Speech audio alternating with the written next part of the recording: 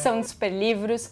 Hoje, o assunto de hoje é violência. A gente vai conversar sobre como a violência faz parte de quem a gente é e como isso moldou a história da humanidade. Quem está aqui para conversar conosco é Felipe Vandersen, que é editor da revista Mundo Estranho e autor do livro, mostra aí. 3.000 anos de guerra. 3.000 anos de guerra. Obrigado pelo convite. Muito obrigada pela presença. O Felipe também mantém um blog de história na Super Interessante, acho que a gente vai colocar aqui nos comentários para os fãs do assunto. O blog Conta Outra. Felipe, logo no início do livro, tu explica que o ser humano foi feito para levar pancada, que a forma do nosso maxilar, do nosso crânio, foi para aguentar mais porrada mesmo. E que todos os povos do mundo têm histórias de vingança, histórias de combates. Nós somos os animais mais inteligentes e isso também nos desfavorece quando o assunto é violência, dependendo das nossas intenções. Sim. Não tem uma forma de extravasar essa raiva, essa ira ancestral de outra maneira que não brigar com quem pensa diferente ou com quem faz fronteira conosco? Tem. A própria evolução das leis, das instituições mostra isso. Uhum.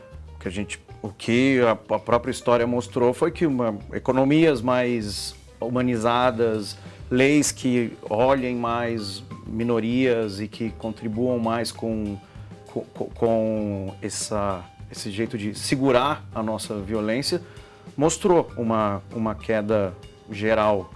Um exemplo é a Paz de Westfália, lá, 1648. O que ela foi? Ela foi o acordo de paz que determinou o fim da Guerra dos 30 Anos, que foi uma das guerras mais mortais da história. A Alemanha, por exemplo, perdeu mais gente naquela guerra do que nas guerras mundiais, foi uma guerra entre católicos e protestantes. Foi um grande marco nas relações internacionais, porque a partir de então surgiram os Estados-nações com mais respeito, mais modernos, que é o que a gente vê hoje. A gente tende a achar que fronteira, que países e tudo mais são um convite à violência, à guerra, por causa dos nacionalismos das guerras mundiais e tal. Só que foi o contrário, porque até então era um país invadindo o outro num caos desenfreado. A Europa, naquela época, ela tinha cerca de 5.000 unidades políticas independentes, era uma invadindo a outra o tempo inteiro, guerras religiosas o tempo inteiro, era desculpa de o seu cristianismo é diferente do meu, ia lá um conde, invadia o território de outro, ia todo mundo se matando, se engalfinhando. A Guerra dos 30 Anos foi o maior exemplo disso, o mais mortal. Quando eles estabeleceram isso, as guerras religiosas diminuíram pra caramba na Europa. Ok, a gente vê guerra religiosa acontecendo até hoje, mas foi uma curva estatística que mostra que isso caiu. Então, essas coisas que foram se desenvolvendo ao longo do tempo, essa criação de leis que vão contendo isso, vamos separar a igreja do Estado, vamos proibir a escravidão. Precisa proibir a escravidão? Sim, precisa. Vamos garantir direitos às mulheres, às minorias. Isso vai contribuindo para essa evolução que vai reduzindo. É claro que a gente não vê isso tanto, mas num panorama histórico, isso foi contribuindo. Mas além dessa evolução das instituições, tem outras coisas também que... Até tu cita no livro, né? Outras válvulas de escape para esses impulsos violentos. Tem alguns historiadores do esporte que defendem que o esporte se desenvolveu no século XIX e século XX para isso. Para a gente poder extravasar essas coisas de guerra, você vai lá, defende as suas bandeiras, sua pátria, trabalha naquela coisa de trabalho em equipe, representar o seu povo, lutar contra o inimigo, ter um líder e tal. Todas essas dinâmicas de campo de batalha, só que num ambiente civilizado, controlado, com regras e tal. Isso serviu muito para extravasar, com árbitros e tal. Então, quando o comentarista esportivo fica ufanando aquilo, batalha campal e tudo mais, tem um porquê nisso mesmo, porque o esporte serve muito para isso. E a gente percebe essa extravasão. Até às vezes quando a gente vê isso no dia a dia, tem uma criança muito ativa, uma energia às vezes violenta. E todo mundo, coloca essa criança a fazer um esporte, para políticas extravasar. públicas que mostram queda de violência sempre incluem instalação de quadra, de equipamentos esportivos, porque isso tanto em pequenas guerras urbanas quanto em grandes serve. É você direcionar aquele velho ditado de cabeça ocupada não entra... É verdade. Né? Agora que tu falou desse tratado, o livro segue uma ordem mais ou menos cronológica e até pelo nome, 3.000 anos de guerra, às vezes a gente tende a distanciar um pouco os fatos, assim, é um livro de história, 3.000 anos, o que aconteceu há 3.000 anos ainda está nos impactando, mas na verdade a gente está bem perto de várias barbáries que aconteceram ao longo dos séculos. Poderia citar para a gente alguns exemplos de conflitos que ainda nos impactam, que a gente ainda sinta? A Primeira Guerra Mundial, né? Tá na moda, centenário do fim esse ano, e tem muita gente, estudiosos, ainda debruçados sobre esse legado. A Primeira Guerra Mundial é uma guerra que na prática não acabou. Os desdobramentos que ela teve, a Segunda Guerra foi um desdobramento óbvio, consequente, e foi pior ainda. Mas outras coisas, quando França e Reino Unido foram lá, desenharam os escombros do Império Otomano na Península Arábica, dividiram entre eles, criaram novos países, novas colônias. A gente sente isso até hoje. A Síria, por exemplo, foi bombardeada esse mês, Estados Unidos junto com quem? Com França e com o Reino Unido. A Síria era a colônia da França, foi colônia da França por décadas depois da Primeira Guerra. A própria tensão da Síria com o Líbano é decorrente desses acordos, que determinaram essas novas fronteiras. Então, isso é só um exemplo. Tem fronteiras na África também com esses problemas, de coisas que vieram do fim desses impérios depois da Primeira Guerra, e todas as outras guerras que surgiram daí. Então, assim, tem gente que diz que na prática a Primeira Guerra Mundial é uma guerra que não acabou ainda, porque tem todos esses desdobramentos até hoje. O Estado Islâmico, por exemplo, eles queriam voltar, uma das bandeiras deles, quando estavam lá ameaçando o mundo inteiro em 2015, era voltar às fronteiras anteriores ao tratado lá de Sykes-Picot, que foi essa polêmica determinação que os ingleses e os franceses fizeram. E puxando um pouco mais para a gente, no Brasil, que efeitos ainda dá para sentir? A gente vê que, felizmente, acho que essa noção de Brasil como um país cordial e pacífico está caindo, né? Todo ano as notícias de 60 mil mortes, 60 mil assassinatos por ano. O Brasil sempre tem algumas dezenas de cidades entre as mais violentas do mundo. Isso está começando a criar mais uma noção de que o Brasil é um país bastante violento. E, inclusive, em termos históricos e mais magnânimos, digamos assim. O Daniel Goldhagen, que é um cientista político especializado em grandes atrocidades, ele fez um levantamento que ele pegou os 10 países mais populosos do mundo. Então você tem Rússia, Indonésia, Nigéria, Brasil, Índia, Paquistão, a União Europeia, ou seja, países de tipos e origens e povos diferentes. Todos eles tiveram grandes atrocidades ou cometidas, ou perpetradas, ou sofridas no século XX, ou os dois, o caso do Japão, por exemplo. Fez e apanhou. O Brasil também. Só que o Brasil é o único que não tem na consciência nacional, isso nas palavras dele, uma grande cicatriz, aquele exame de consciência e tal.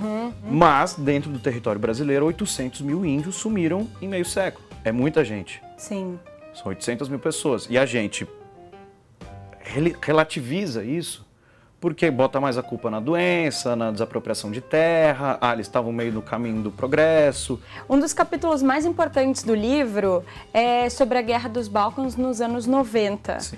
Tu esteve lá em Sarajevo no centenário da Primeira Guerra. Como 2014. Foi essa visita e por que essa parte, esse pedaço da Europa é tão turbulento?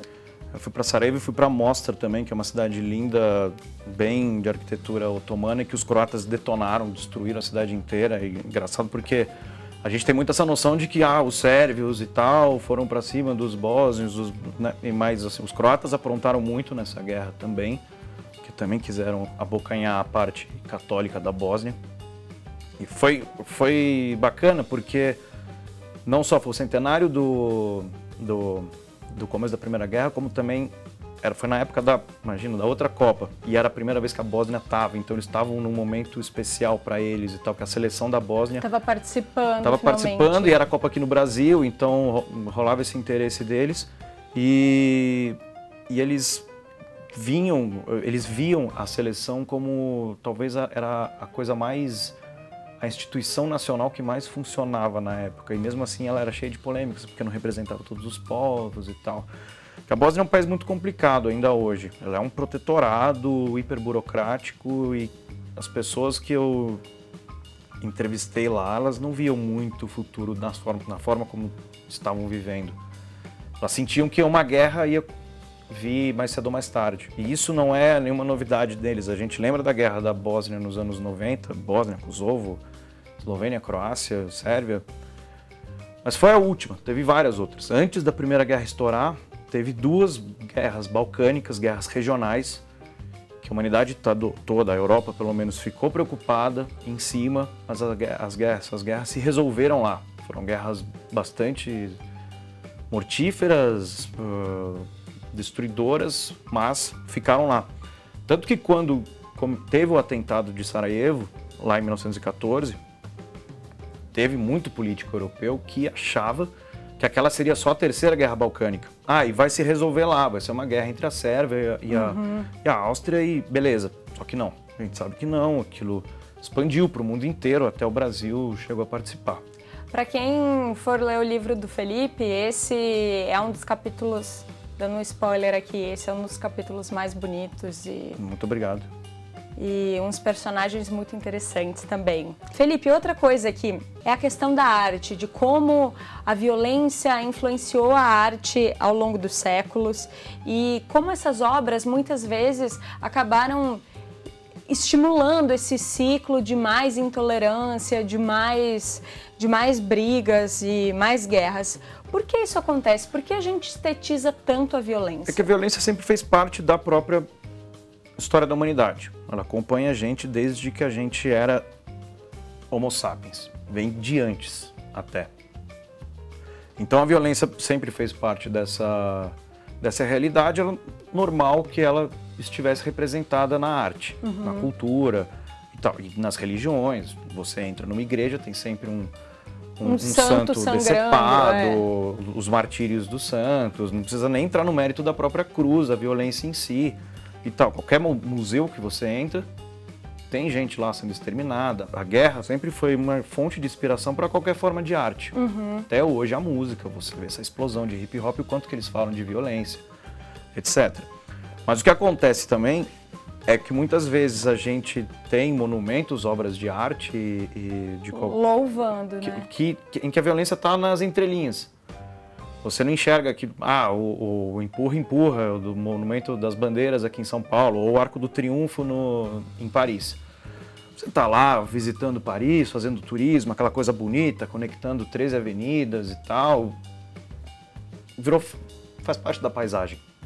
Você precisa puxar na memória, ou alguém te dizer, ler num guia turístico que não, aquilo era para comemorar as celebrações militares de Napoleão e etc. Celebração militar significa o quê? Invasão de outros países. Alguém saiu chorando. Muita gente morreu, sofreu para aquilo ser construído.